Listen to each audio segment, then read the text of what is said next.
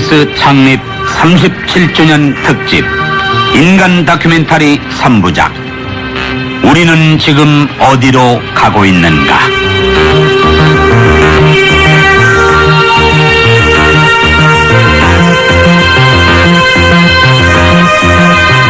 제3부 황혼의 몸짓들. 기획 이광천, 구성 김영무, 제작 홍현미, 지웅, 유광진 진행으로 보내드립니다. 이 프로그램은 현대, 동아제약, 삼라스포츠, 태평양화학, 대웅제약, 제일제당, 롯데칠성음료 공동 제공입니다. 모두가 좋아하는 따봉입니다. 따봉 캔 제품이 새로 나왔어요. 와, 맛있는 과일은 다 모였네. 해요, 싹싹해요. 헬몬트 따봉. 온전한 기업은 스스로의 힘과 노력으로 미래를 개척해 나갑니다. 우리 현대는 끊임없는 도전과 개척 정신으로 세계의 자유와 평화 그리고 번영을 위하여 묵묵히 노력하고 있습니다. 국민과 함께하는 기업 현대. 계절이 바뀔 때면 생각나는 고향의 사계절. 한필인 F. 철없이 뛰놀던 어린 시절이 그리워집니다. 감기 조심하세요. 감기 몸살에 판피린 F. 머리가 아플 때도 동아제약 판피린 F. 겨울이 뜨겁다. 나이키 겨울 정기 세일. 나이키 제품을 30에서 25% 할인 판매합니다. 12월 14일부터 24일까지 단 열흘간 젊음이 뜨겁다. 나이키 겨울 정기 세일. 91년 마지막 기회를 놓치지 마세요. 나이키. 이름은 빨래봤자 좋을 테지. 무대도 좋고 빨래는 각자 여공의 식물성 세대. 남자는 몰라 여자는 알아. 빨래는 각자도 살아. 주부 여러분, 박간장반 늘 피곤해 하시죠? 회식이다 야근이다. 약해진 간 육체 피로엔 우루사죠. 자, 피곤한 남편에게 우루사. 남편 건강이 집안 건강 아닙니까? 주부들은요? 부부가 함께 드십시오. 하늘마다 새겨진 활력의 이름 우루사죠. 주부님들이 원하는 세계 비트. 조금만 넣어도 때가 쏙 빠지는 새로운 입자 세제 비트. 조금만 넣었는데? 맞죠? 제일제당 생활사업부.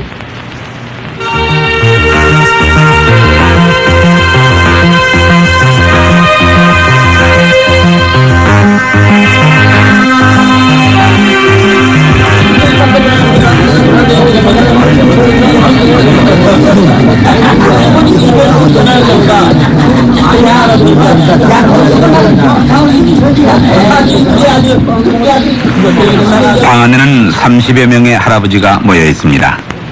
열기 없는 연탄 난로가 방 안의 궁기를 더했습니다. 그들은 대여섯 개 팀으로 나뉘어 화투놀이를 합니다. 이따금 10원짜리 동전 부닥치는 소리만이 요란합니다. 우리 홍길동 노인장에는요, 대개 아들이 용돈을 많이 주거나 적게 주거나 이지들은 대개 안 합니다. 좀 집에서 심심하고 갈 데는 없고 그러니까 노인자에 바뀐 가 놓을 수밖에 없다 이겁니다. 그러면 우리 세원만 와놓으라 그럴 수도 없고 사도이건 이도이건 우리 노인자 와서 놀다가 가시는 건 난 그걸 내가 이 대표자로서 행복 아닌가. 그리고 할머니 방은 할머니 방에 또 책임자를 내가 내세워가지고 지시를 합니다. 서른 날은 청소하고 이제 또 그렇게하고서 만일에 구청에서 시에서 자유보운동 나오라 할 때는 제가 남자 방에서 또 건강한 사람으로 좀 치고 또 여자 방에서도 건강한 사람들 해서 몇 명. 대한노인회 홍제일동 조용순 회장은 애써 그곳 경로당 회원들의 활동상을 나열했지만은 왠지 자신이 없어 보였습니다. 건너방에는 20여 명의 할머니가 모여 있습니다. 혹은 누워 있기도 하고, 혹은 그림자처럼 묵묵히 앉아 있기도 하고, 또 혹은 화투놀이를 하는 할머니들도 있습니다. 조영순 할아버지는 무료한 시간을 때우기 위해서는 화투놀이밖에 없다고 얘기합니다. 그거는 몇 년 전에 노인자에서 연합해서 나와서 이런 걸 못하게 하는데, 그래서 내가 그걸 항의를 했습니다. 나와서 바둑판도 다 있고 장구판도 있는데 그거 3번만 뜨면 머리가 아프더라. 그리고 여기서 노인 대학교 있잖아요. 그것도 이제는 머리가 전 아직 안 된다. 그래서 하수원을 보내는 건 10원짜리 하트라도 뒤야만 이 시간을 보냅니다 말이에요. 그거는 도저히 나부터도 막을 수 없다. 나도 또 안 하고 못 견디겠다 말이야. 이게 올려서 놀이야지. 응? 그러니까 이전에 공단에서 내가 뭐 담배바이나도 볼던다 할머니들 보려고 좀 뭘 일거리 갖다 놓으니까 그건 손에 안 걸린대요. 내가 내일 죽을지 모레 죽을지 모르는데 하루라도 너 혼자 와서 편안히 놀다가, 응? 용돈 주는 거 이렇게 춤있게 놀다가 이렇게 가야 되다니 하니까 그것도 또 옳은 생각을 들여서 그럼 이렇게 놀라. 그래서 이제 좀 사다 줍니다. 그런데 한눈에 보기에도 그들 할아버지 할머니들이 다 같이 불쌍하고 가련해 보이는데, 그 속에는 동료 할아버지 할머니들로부터도 동정을 사고 있는 할아버지 할머니들도 많습니다. 그런데 누구나든지 좀 자식들을 잘 한다 해도요, 한인 것처럼 다 있으니까 그것도 다 참고 사니까 그러지. 참 불쌍한 노인들 많아요. 속사로 얼마든지 우리가 좀 못나서 저런 분위기를 못 도와주는가 그런 생각이 들어가고, 내 자신도 그렇게 생겼지만은 그런 마음이 많이 들어가요. 참 눈물을 흘리는 노인들이 참 많아요. 그렇지만은 우리가 어떻게 동정을 못 해주고 나 자신도 해결을 못해 남을 어떻게 해결해 주겠습니까? 그래서 막 나 이렇게 참고도 살고 있어요. 그런데 어떻게 좀 불쌍한 노인들을 나보다도 불쌍한 노인들 참 많아요. 그렇기 때문에 좀 이렇게 동정 이게 물어본 데서 그게 가정 흥하장을 할 수 있어요? 그건 다 알잖아요. 벌써 이 어머는 알잖아요. 그러니까 이 박사들한테 데려다 많이 해도 뭐 해결진다 해도 그게 너무 가면 그만이 돼요. 뭐 돈 뭐 몇만원 준다고 그래요. 뭐 중앙지에다가 뭐 집을 지어서 내놓는다 진다 그거 똑같이 몇trăm 년 들어가고 그러네요.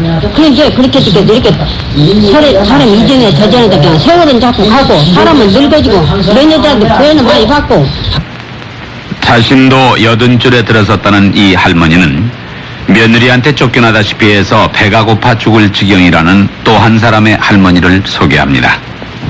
아들 하나고 며느리 하나인데 그렇게 뭐 며느리가 나를 안 보려고만 해요. 아들한테는 붙어갖고 아들을 쫓아내고 월급 봉투 갖다 주면 그냥 지면이 딱 뺏어버리고는 채비도 안 돼요.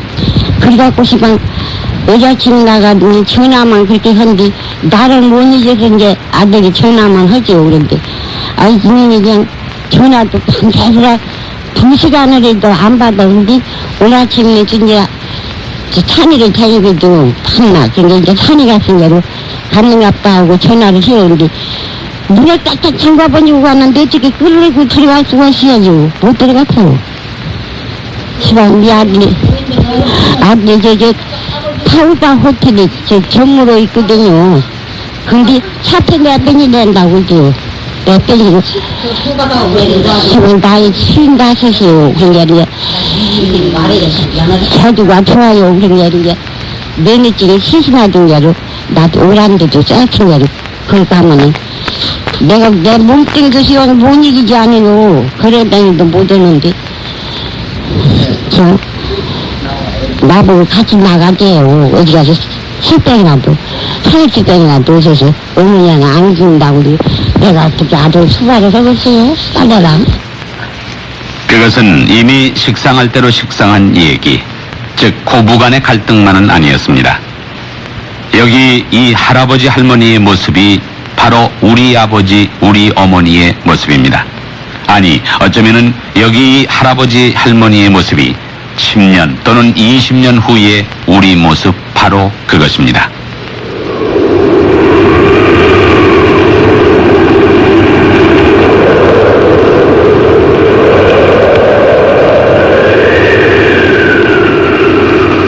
그렇습니다.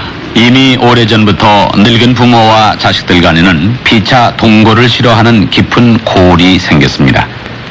혼기에 접어든 예비 신부들은 시부모를 모셔야 할 입장에 있는 신랑감을 무조건 기피하고 있는 것이 엄연한 현실입니다.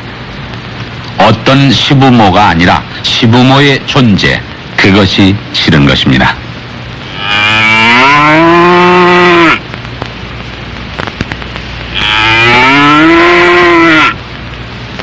현재 우리 농촌 인구는 노인들 뿐이라 해도 과언이 아닙니다. 젊은이들은 무조건 시골을 떠났기 때문입니다.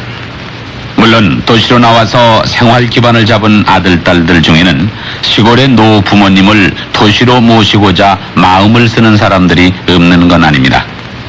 그러나 시골의 노 부모님들은 대개 도시행을 거부합니다.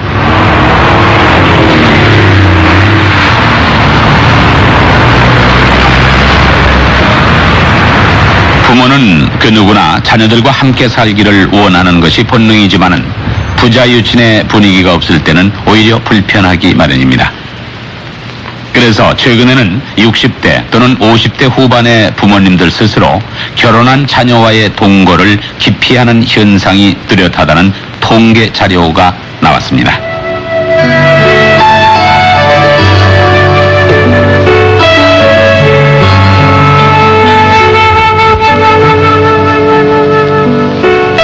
금년 3월 현재 65세 이상의 우리나라 노인 인구를 약 200만으로 추산합니다. 이 숫자는 바야흐로 우리 사회도 하루가 다르게 놀랄 만큼 고령화 추세에 접어들었다는 증거입니다. 어쨌거나 국민 소득이 늘어나면서 의식주 생활이 개선되고 의료 서비스가 질적 양적으로 증대해 왔으니까 우리 국민의 수명이 연장되는 것은 당연한 이치라 하겠습니다.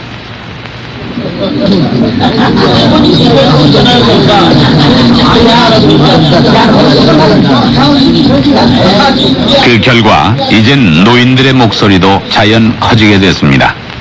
아직은 볼멘 목소리라 하더라도 결코 무시할 수 없는 목소리들. 이를테면은 지난 4월에 어느 사회단체 주최로 노인 모의 국회가 열린 적이 있었는데 그곳에 참석한 200여 명의 노인들은 한꺼번에 온갖 불만을 다 털어놓았습니다. 정부가 지어주는 노인정은 공간이 좁고 비위생적이어서 노인들로부터 기피 당하고 있다. 독서를 즐길 수 있는 도서실도 있어야겠고 휴게실이나 레크레이션 등을 위한 강당도 필요한데 이런 욕구를 외면하고 쓸모없는 노인정만 계속 짓는 공무원들은 머리가 안 돌아가는 사람들이다. 보증금 기천만 원에 월 3, 40만 원의 생활비를 내야 한다는 유리오 양로원은 우리 저소득 노인들에게는 그림의 떡이다. 노인 복지는 돈 많은 노인보다 중산층 이하에 속하는 노인들의 고충 해결을 위주로 해야 하지 않겠는가? 자녀가 있는데도 함께 살지 못하는 노인이 25%를 넘고 이런 노인의 절반 이상은 전세 또는 사글세방을 떠들고 있다. 정부에서는 수십만 채의 주택을 새로 짓는다고 하는데 노인용 주택을 짓는다는 말은 왜 없는가? 돈 없는 노인을 위해 값싸게 들어갈 수 있는 임대 아파트가 필요하다. 60, 70대 초의 노인들 중에도 젊은이 못지않게 일할 수 있는 사람들이 적지 않습니다. 정부는 미국처럼 정년 제도를 폐지하든지 일본처럼 취업 촉진 특별법을 만들어 노인 직종을 개발하고 관청이나 기업체에 일정 비율씩 노인 채용을 의무화해야 합니다. 무료 양로원은 줄을 서도 들어갈 수가 없다. 정부에서 세운 무료 노인 전문 병원이 한 곳도 없다. 걸식 노인 대상의 급식 시설을 늘려야 한다. 그날 노인 문제는 더 이상 가족에 의해 해결될 수 없기 때문에 사회 문제가 되고 있다면서 노인 자신의 요구는 외면한 채 자녀에게 노인 부양수당이나 세제 혜택을 주어서 국가가 책임을 피하는 육공화국의 노인 복지 정책을 비판한 한국노인문제연구소 박재관 소장. 그는 오늘날 우리의 노인 문제 핵심을 이렇게 얘기합니다. 우리나라는 전통사회에서는 노인 문제가 없었습니다. 왜냐하면 그 전통사회에서는 그 자녀들에 위해서 그 노부모가 부양되는 그러한 그 유교적인 가족규범 또 사회규범 그런 것 때문에 그 노인은 가정에서도 그 가부장적인 권위를 누려왔고 또 사회적으로도 매우 존경받는 그러한 경로 효친의 사회규범에 의해서 노인들의 생활은 매우 안락하고 만족할 만한 것이었다. 이제 그렇게 얘기할 수 있다면 오늘날 우리나라는 산업화 사회가 되고 있고 가족 해체 현상이 일어나고 있고 또 소구의 가치관의 도입, 다시 말해서 평등주의, 수직적인 관계에서 횡적인 관계로 인간관계가 전환함에 따라서 그 노인들이기 때문에 또 연령이 많기 때문에 특별히 그 사회적으로 우대를 받아야 된다. 그러한 가치관이 점진적으로 그 소멸되어 나가고 있다. 그런 데서 이제 문제가 일어나고 있습니다. 또 산업화 사회의 진전과 더불어서 그 정년 퇴직을 한 노인들 또는 일정 연령 이상의 노인들은 사실상 산업화 사회에서는 가정적으로나 사회적으로 별반 할 일이 없어지는 상황으로 전환합니다. 그런데 그 역할 상실의 상태에서 노후 생활을 하려니까 무료함, 고독함, 또 스스로가 고립되고 있다 하는 그러한 문제점 때문에 정신적, 정서적으로 또 고통거리를 안게 되는 이제 그러한 문제점이 있습니다. 아울러 박재관 소장은 적어도 우리나라 경우에는 가족 해체화 현상이 결정적인 노인 문제라면서 다시 말을 이었습니다. 가장 결정적인 문제점은 그 젊은이들이 노부모 부양 의식의 감퇴입니다. 그래서 그 자식이 있어도 자식들하고 같이 살 형편이 못 되는 노인들의 수적으로 증가되고 있다 하는 것이 또한 문제입니다. 1970년, 지금부터 20년 전이죠. 그때 전국의 노인 대상 생활실태 조사에 의하면 자녀들이 있음에도 불구하고 자녀들하고 같이 못 사는 노인들은 100명 중 6명꼴밖에 안 됐습니다. 다시 말해서 6%의 노인들만이 자녀들이 있다 자녀들하고 같이 못 살았는데 1980년도에 저희 연구소에서 조사한 바에 의하면 자녀들이 있어 자녀들하고 같이 못 사는 노인들은 그 전체 노인의 13% 선에 도달했습니다. 그 10년 후에 그만큼 그 가족 해체 현상이 심화됐다는 것을 뜻합니다.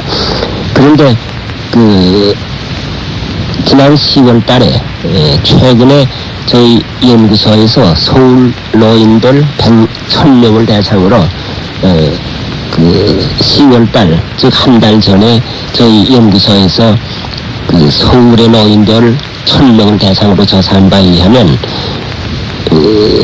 이미 그 서울의 노인들 중에는 전체 노인 중 30.4%의 노인들은 자녀들이 있으되 자녀들하고 같이 못 사는 그러한 그 가족 구성 형태를 지니고 있다 하는 것이 그 조사 결과 밝혀지고 있습니다.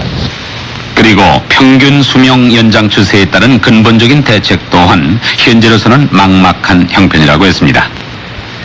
우리 국민 대다수가 절대 빈곤의 숲속에서 허덕일 때는 생존이 곧 삶 그 자체였습니다. 전쟁과 기아 선상에서 죽지 않고 살아있다는 사실 그 자체만이 큰 다행이었습니다. 그러나 이젠 시대가 변했습니다. 사람이 산다는 것은 생존 그 자체일 수는 없는 것입니다. 국민이면 누구나 최소한 사람답게 살 수 있는 환경이 마련돼야 마땅합니다.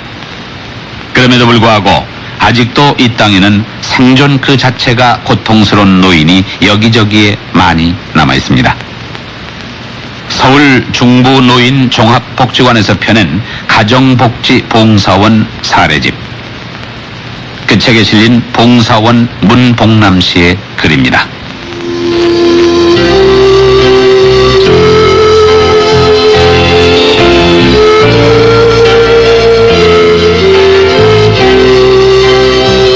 무위탁 노인을 돌보면서 처음에 관장님과 직원들의 지시에 따라 배정된 조 할머니의 집을 찾는데 산꼭대기 골목골목 찾아도 2번이나 허탕치고 3번째야 겨우 동직원한테 설명을 듣고 찾아가 봤다.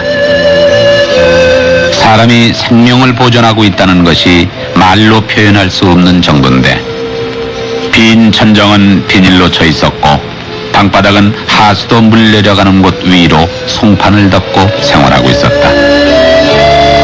쥐가 사람하고 같이 살아선지 가까이 못 오게 해도 발을 굴러 쫓아도 도망가기는커녕 동그란 눈으로 나를 노려보는 데는 어처구니가 없었다. 할머니는 하수도 물 내려가는 데 사니까 겨울에는 온몸이 얼어 살색이 파랗게 죽어간다. 게다가 아들은 척추장애로 누워있었다. 생활고로 인하여 아들의 몸이 더 나빠진 것 같았다. 할머니는 아들하고 방에서 살아보는 것이 소원이라고 말씀하신다.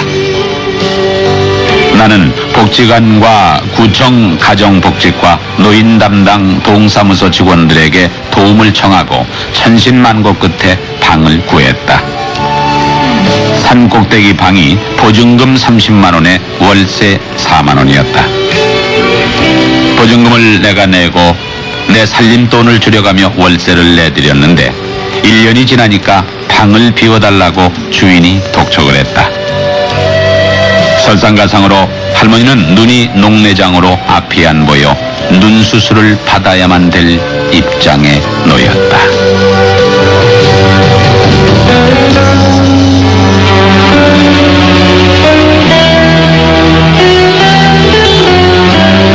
아직도 이렇게 죽지 못해 살아남은 무위탁 노인들이 남아있는데 노인복지정책 운운하는 말은 일종의 사치스러운 구호로 들리는지도 모를 일입니다. 그러나 어려웠던 시대도 꿋꿋이 살아남았던 할아버지가 자살을 했다는 사건 앞에서 또는 경제적으로 풍부한 아들네 집에서 스스로 가출을 단행했다는 사건들 앞에서 우리는 노인 문제를 바로 우리 자신의 문제로 수용해야만 할 당위성을 찾을 수가 있는 것입니다. 박재간 노인문제연구소장은 노인복지정책의 방향을 이렇게 얘기합니다.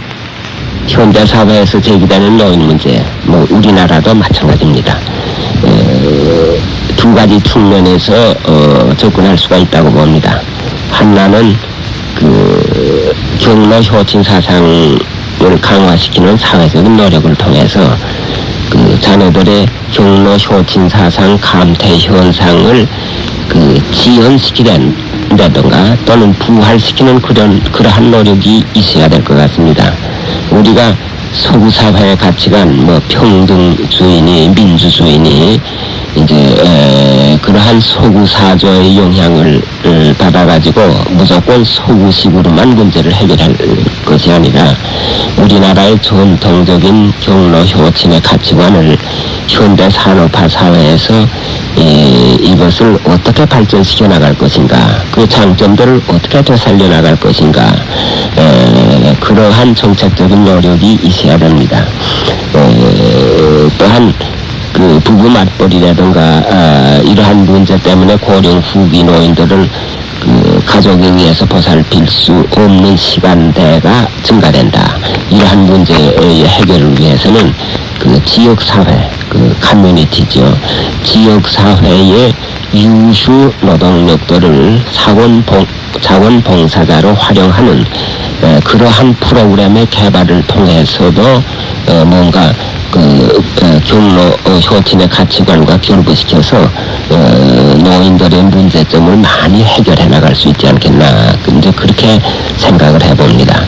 그러나 현대 산업화 사회에서의 노인 문제 해결은 역시 국가가 정책적으로 적극적인 그러한 정책적인 노력이 있어야만 문제의 근원적인 해결책이 가능합니다.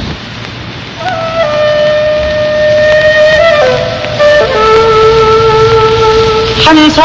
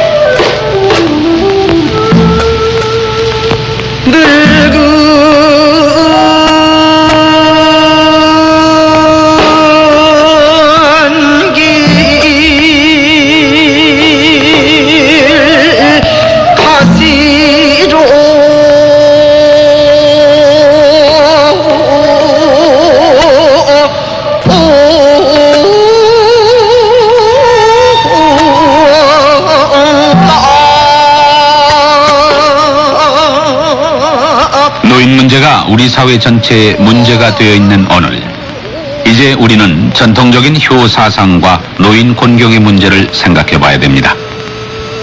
장승학 씨는 효 사상에 대한 인식을 새롭게 해야 한다고 역설합니다. 오늘날 가정도 핵가족화 되고 또 젊은 사람들의 가치관마저 지금 변해서 황금만능적인 그러한 사조에 젖은 것 같습니다. 그러나 그 황금만능적인 그 이기주의 사상이 팽배할 때 이 사회는 혼란해지는 걸로 알고, 우리는 우리 조상으로부터 수천 년간 이어 내려오면서 우리 전통 문화와 전통 사상이 있는 것을 압니다. 아무리 밖에서 서구의 물질 만능적인 또 이제 그런 사상이 흘러 들어온다 하더라도 우리의 전통 문화를 지킬 수 있을 때에 그 혼란이 방지될 수 있고 또 질서가 이룩되는 것으로 압니다. 그래서 우리가 뭔가 정신적인 그 문화적인 이 가치관을 새로 세워야 할 그런 시대가 왔는데, 저는 이 효 사상을 다시 부흥시킨다고 할까, 부활시킨다고 할까, 다시 깨우치게 해서 이 혼란한 세상의 질서를 먼저 가정에서부터 잡아나가야 되는 걸 합니다. 누구나 자기 나름대로서의 그 효에 대한 그 판단을 합니다. 그러나 이 효라고 하는 것이 자기 나름대로 생각하는 그거보다도 뭔가 철학적인 그 확실한 기반 위에서 다시 재정리돼야 된다고 보고, 제가 효도회 회장으로서 주장하는 것은 옛날의 그 효도를 그대로 복구하자는 그런 것은 아닙니다. 이제 21세기 새로운 문명이 시작되려고 하는 지금 찰나에 우리가 그 과거의 옛날 유교의 그것을 다시 그대로 옮긴다, 저는 이렇게만을 효도회를 운영하는 것은 아니고, 제가 기독교인 한 사람이 돼서 혹시 그렇다고 하려는지 모르겠지만, 저는 하나님 아버지도 아버지다 이렇게 생각을 합니다.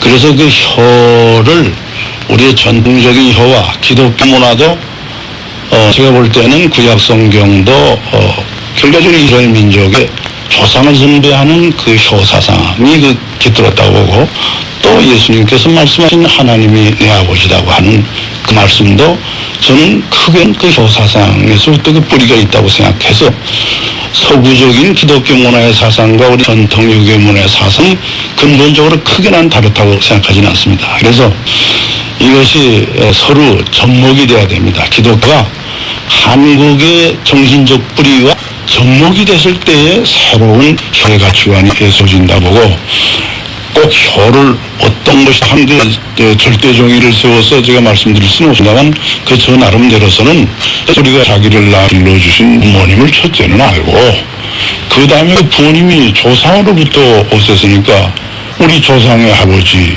우리 민족이라고 할까요?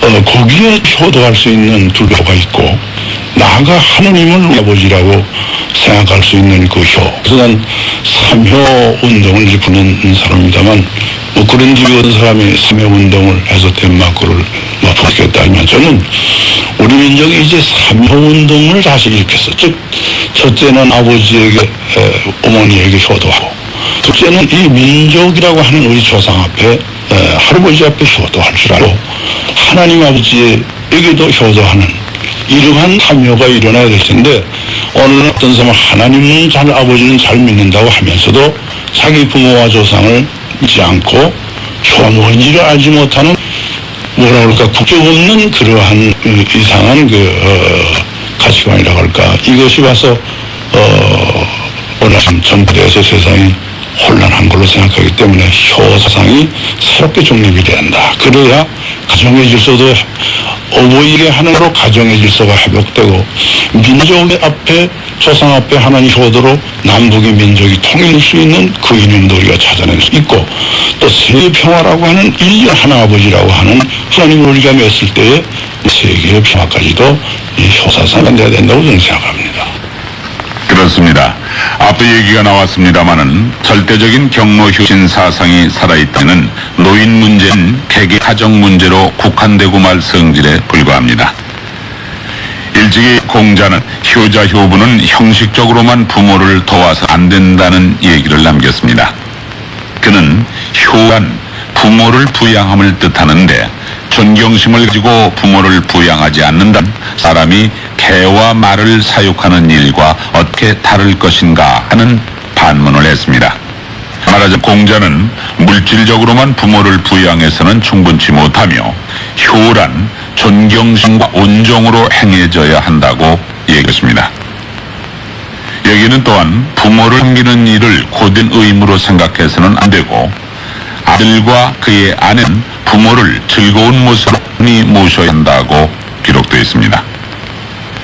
하지만 우리의 현실은 그렇지가 못하니 심각한 일이 아닐 수 없는 것입니다.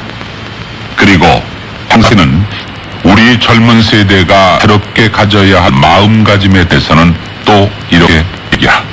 젊은 사람들은, 지금 학교 다니는 사람들은 뭐 그런 방식이 첫째이기 때문에 그러한 그 공부만 공부인 줄 생각을 하는데, 그것이 어느 날 난 잘된 거라고 생각해요. 초대 교육이라는 게 한 문자를 해석하는 거는 가리킬 조자, 효도 효자를 쓰기 옆에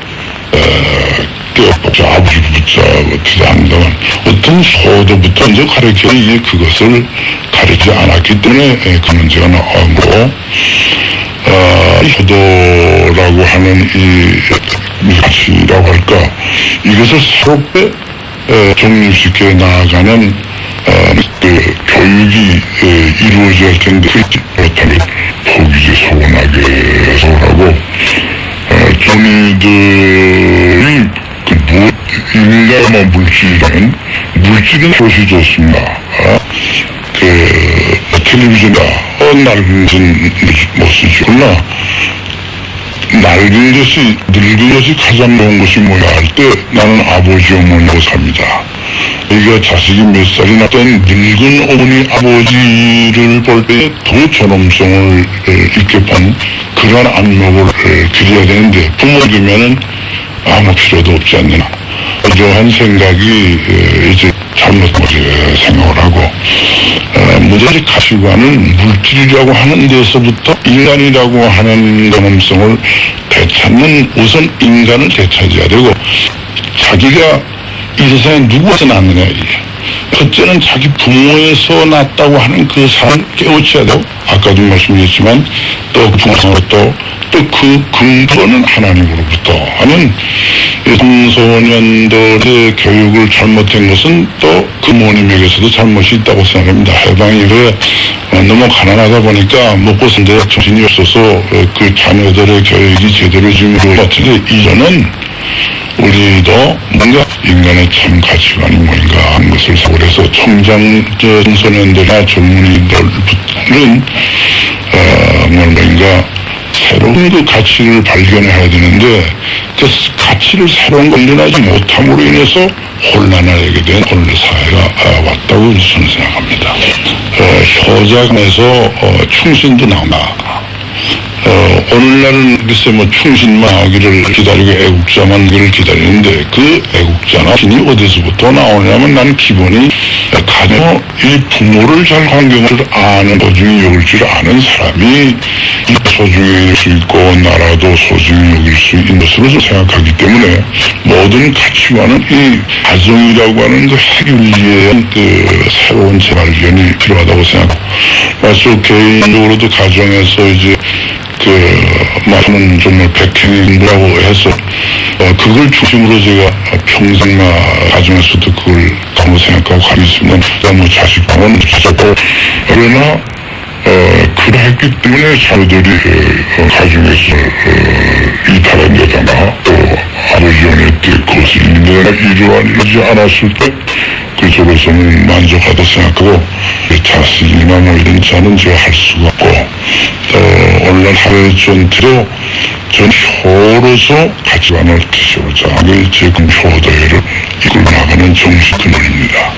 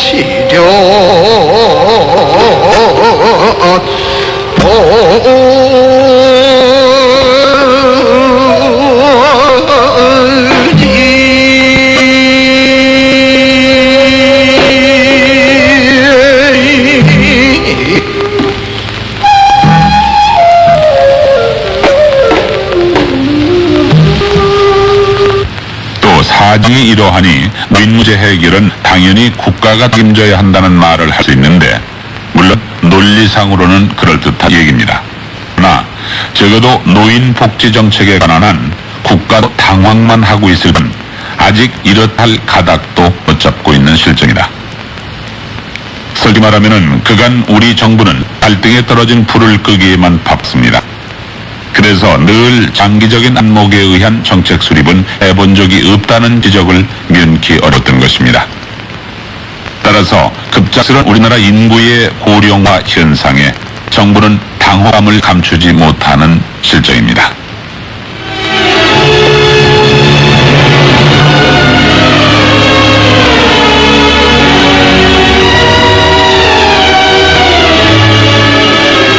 종래 우리 사회에서는 노인복이라면은 당장 의지할 데 없는 외로운 노인을 수용할 수 있는 단체나 무료 양로원으로 통해왔던 게 사실입니다. 현재 전국에는 5,000명 정도를 수용할 수 있는 무료 양로원이 69군데가 있습니다. 그리고 1,400명이 이용할 수 있는 노인 요양시설이 18군데 정도입니다. 그뿐 우리 할아버지 할머니가 쉴 수 있는 공간은 정말 전무 상태인 것입니다. 그야말로 어쩔 수가 없어서 아들 손자네 집 얹혀 사는 할아버지 할머니 고충 또한 기가 막힙니다. 아니, 맞벌이 부부 아들에게 얹혀 사는 할아버지 할머니 중에서는 자신의 신세를 집 지키는 개에 비유합니다.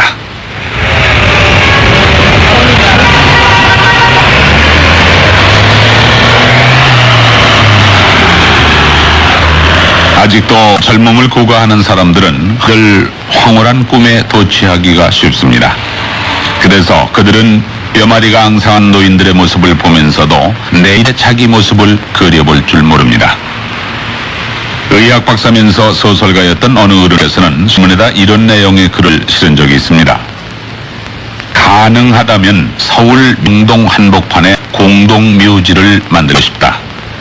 왜냐하면 이 세상의 많은 사람들이 결국은 자기 인생 죽고 만다는 이 엄숙한 사실을 망각하고 살기 때문이다. 만약 사람들이 공동묘지를 바라다보면서 이따금 자기 인생도 결국은 죽고 한다는 사실을 깨닫게 되면은 그들은 좀 더 겸손해질 것이고 그들은 좀 더 경건해지지 않겠는가. 그렇습니다. 시부모를 학대하는 며느리는 자신도 머지않아 시부모 된다는 그 상식적인 사실을 망각한 어리석은 여자입니다. 부모에게 행패를 부리는 반인륜적 아들이 있다면은 그는 자신도 머지않아 아버지가 된다는 그 평범한 사실을 깨닫지 못한 어리석은 사람입니다. 그럼에도 불구하고 우리가 진례의 경로효진 사상 부활을 주장하기에는 무력함을 느끼지 않을 수가 없습니다. 우리들의 일상적인 생활 공간인 주거 환경이 벌써 그러기에는 틀렸습니다.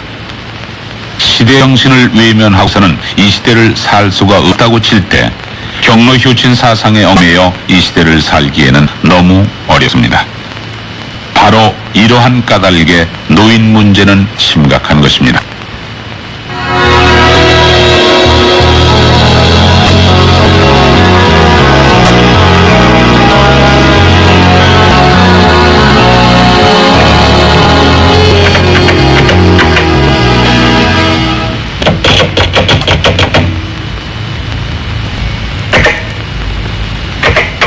요즘 젊은 사람들의 노인과는 건전한가?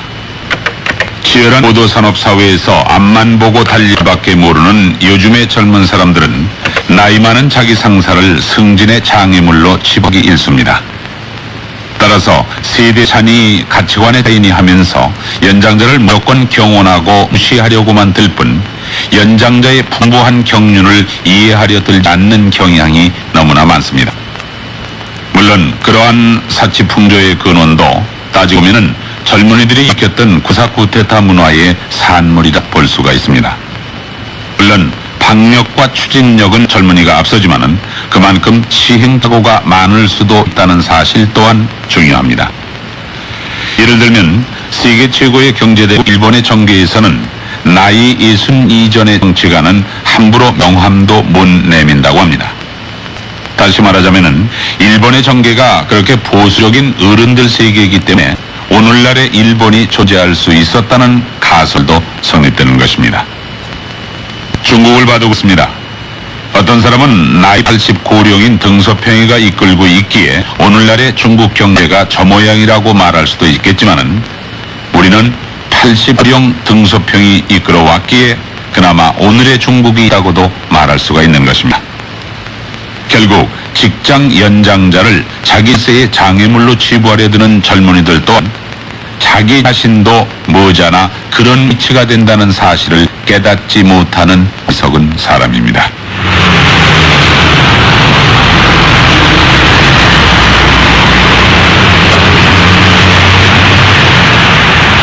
그렇습니다.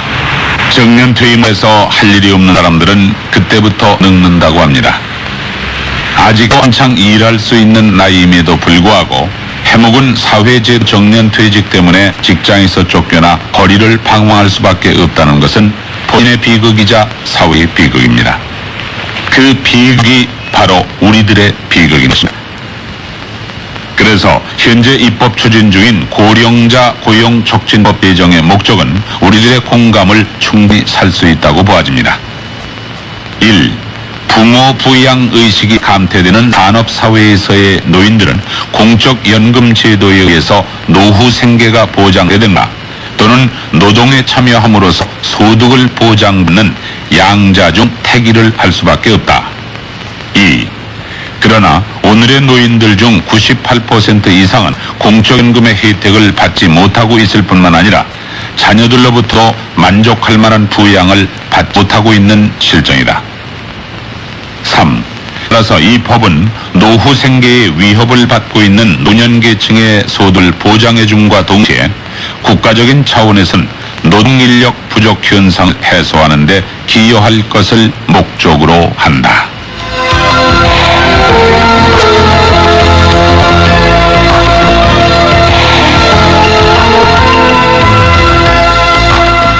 엄격히 말하자면은 우리나라에 있어서 노인 문제는 이제 막 제기되고 있는 상태입니다.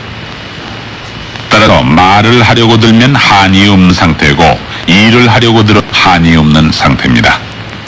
서울 중부 노인복지관의 경우에는 우리나라에서 처음으로 봉사원이 가정을 방문, 거동이 불편한 노인들을 돌보는 이른바 재가 노인 사업을 전개하고 있는데 뜻밖에도 그 효과가 좋게 나타나다는 얘기입니다. 이성희 관장의 얘기를 들어보면 저희 중부노인복지관 우리나라에서는 예전에 수용시설 중심의 노인복지였습니다. 그러나 2년 전부터 지역복지 중심의 노인복지를 해나가야 되겠다는 차원에서 서울시에서 2군데를 마련해서 동부와 남부 종합복지관이 생겼습니다. 그런데 이렇게 중부노인복지관을 해보면서 노인분이 수용되는 것보다는 어디에 양로원이나 이런 데 들어가시는 것보다는 그 지역에서 따뜻한 보살금 속에서 자기의 삶을 마치고 싶어 하시는 욕구가 더 많은 것으로 제가 알고 있습니다. 그런 의미에서 저희 복지관을 운영함으로 그 노인분들이 지역에서 가깝게 통원하실 수 있는 그러한 시설로서 사랑받는 시설로서 크고 있습니다. 저소득층 민의 입장에서는 그림의 떡이라는 비난도 가능한 유료 양로원. 그러나 핵가족의 확산과 생활 능력은 있어도 의탁할 것이 없는 노인들의 여생을 위해서는 유료 양로원 시설의 확충도 시급합니다. 유료 양로원 1호 경기도 유당마을의 경우에는 보증금 876만 원에 매달 36만 5천 원의 입주 비용이 필요한데 그곳에 입주한 전직 대학 교수는 이렇듯 만족감을 표하기도 합니다. 머리가 허옇게 새인 며느리와 함께 살기가 민망해 여기 입주했는데 오히려 여기서 내 생활 패턴을 찾을 수가 있었다. 그러니까 노인 편의시설이나 복지시설을 위한 기업 형태를 흔히 실버 산업이라고 부르는데 우리 정부와 우리 기업 하루속히 합심 그쪽으로 투자를 바란다는 목소리도 들리기 시작했습니다. 뿐만 아니라 노인들을 위한 각종 의료시설 확충은 말할 것도 없고 보다 과학적이고 다양한 프로그램의 개발도 시급한 실정입니다. 특히 노년기 고독감을 달랠 수 있는 일로서는 신앙생활이 중요한데 과연 우리나라의 그 많은 종교단체에서는 무슨 계획들을 세우고 있는지가 궁금합니다. 영교회 김시원 목사는 노인 문제 해결에 있어서는 무엇보다도 노인 자신의 주체적인 노력이 중요하다고 목소리를 높입니다. 핵가족 세대에 대해서 그렇지만은 핵가족 세대에 됐다고 할지라도 부모님 모시는 가정 별로 많지 않은데 내가 보는 데는 어디 이혼하면 됐다 그런 정도의 노인들 생활 수 없습니다. 참 큰일이에요. 근데 내가 원하는 것은 자녀들은 정신 차려서 교육에서 낳느냐 말이요. 잘 배웠든지 못 배웠든지 잘 가르친지 못 키웠든지 부모의 덕택을 컸으니까 최선을 다해서 부모를 진짜 모시도록 하지 남한테 짐지우지 말게 되길 바랍니다만은 그런 사람 그렇게 많지 못하습니다. 그리고 노인들도 정년 해띠려 뭐든지 유익된 일을 좀 노력을 해야 돼요. 노인들이 유익된 일을 노력하지 않으면 자기 신체도 너무 늙어서 못 쓰고 자녀들에게 힘도 돼서 안 되니까 될 수 있는 대로 아무 일이나 따는 입이 있거든. 나는 우리 6개월 안 오면 6개월 밤에 가서 남 모를 때 가서 이거를 깨끗이 청소하려고 하는 그런 생각까지 있는데 무슨 일이든지 자기가 자기 건강을 위해서도 꼭 노력을 많이 해야 된다 그런 생각이 있어요. 이렇게 되면 땀이 흘러야 돼요. 얘는 말이요, 늙은 영감하고 늙은 고양이하고는 삼지우제 필요하답니다. 고양이 늙어서 쪼쟁이 길을 못 잡고 에옹 하면은 기가 겁을 내 도망가요. 어디 그저 공짜비 놀 때는 있나, 공짜비에 먹을 거 있는 사정이지 말고 신자나 불신자나 할 것 없이 남은 여생 짤막하게 남은데 여기서 날 어떻게 보내면 가치 있게 보낼까. 그러나 무엇보다 이제 우리는 각자 자신의 노후 생활을 위한 설계를 미리부터 서둘러야 한다는 사실입니다. 반복되는 얘기지만은 이날에는 자식들이 우리의 노후 생활을 책임져 주었지만은 현대의 우리들은 스스로 우리 노후의 행복을 찾아 들게 한 지혜를 갖춰야만 합니다. 그렇습니다. 노인 문제는 바로 나 자신의 문제라는 의식 전환의 시대에 우리는 살고 있습니다. 따라서 만족스러운 노년기를 위해 본인 스스로 해결해야 할 인생 문제를 충분히 이해해야 합니다. 앤 안델슨 같은 학자는 우선 고령화에 관한 인지와 자신의 능력의 한계나 감소를 이해해야 한다고 충고해주고 있습니다. 그 다음으로 노령기에 대한 자신의 물리적 또는 사회적 활동 범위에 관한 새로운 개념 정의와 이해를 서둘러야 합니다. 그리고 개인 생활의 욕구 만족을 위해 새로운 활동이나 취미를 개발해야 합니다.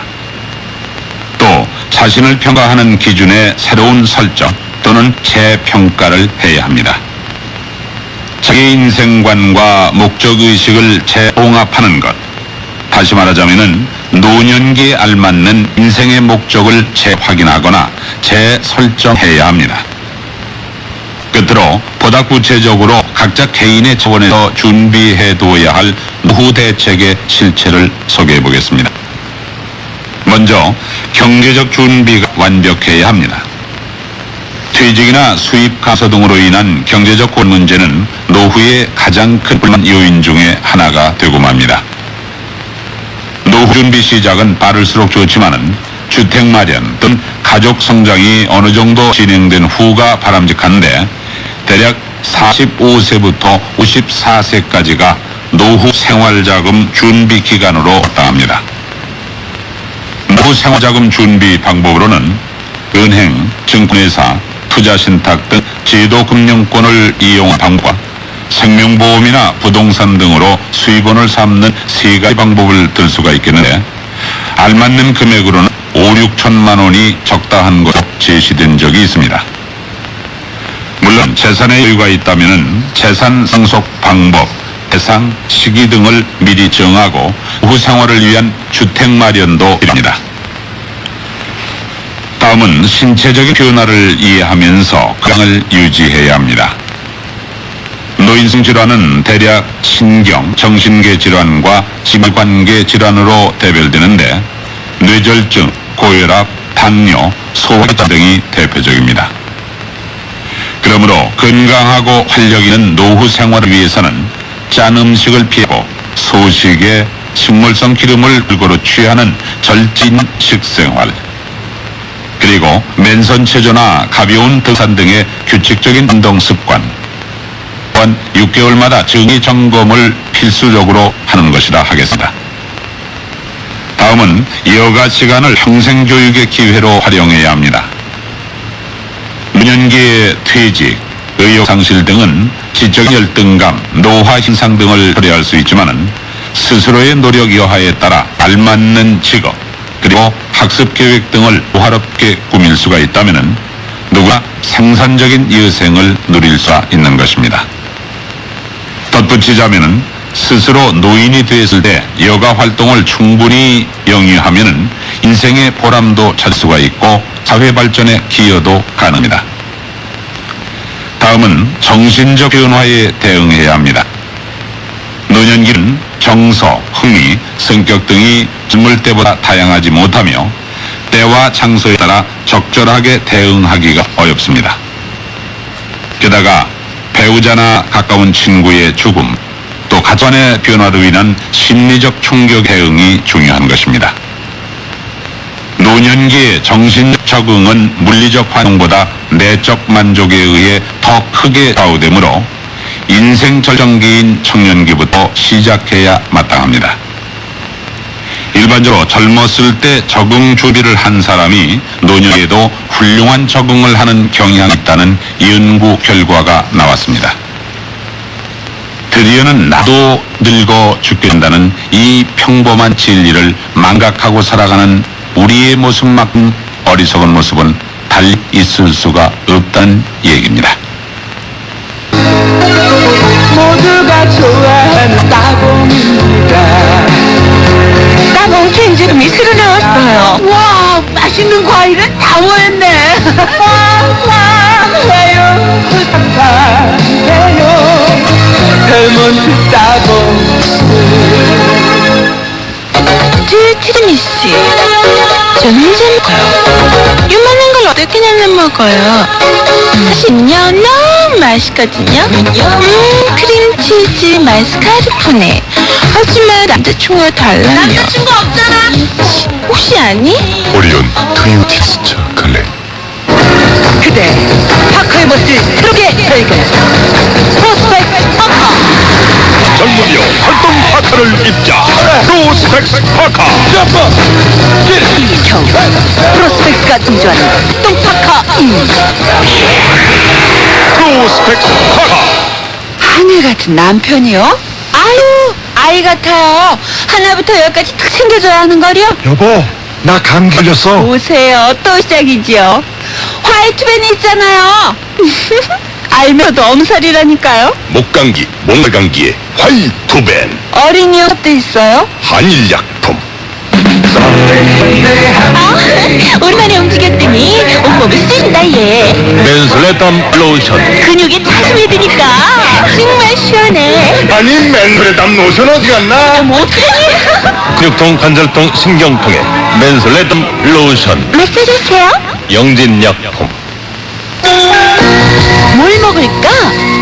커피. 난 아이스크림. 그럼 난 꿀 넣어야지. 아이스크림과 커피를 함께 먹는다. 롯데 아이스크림 커피 한. 롯데 커피 한 잔은 커피가 들어있는 고급 아이스크림입니다. 어머, 그럼 난 커피 한 잔. 나도. 롯데 커피 한 잔. 여자는 색으로 변신한다. 스 여자가 달라진다. 색이 달라진다. 색의 패션. 여자는 C와 함께 변신한다. 풍부한 색의 변화. 신혼 에베네셀. 이런 휴무입니다.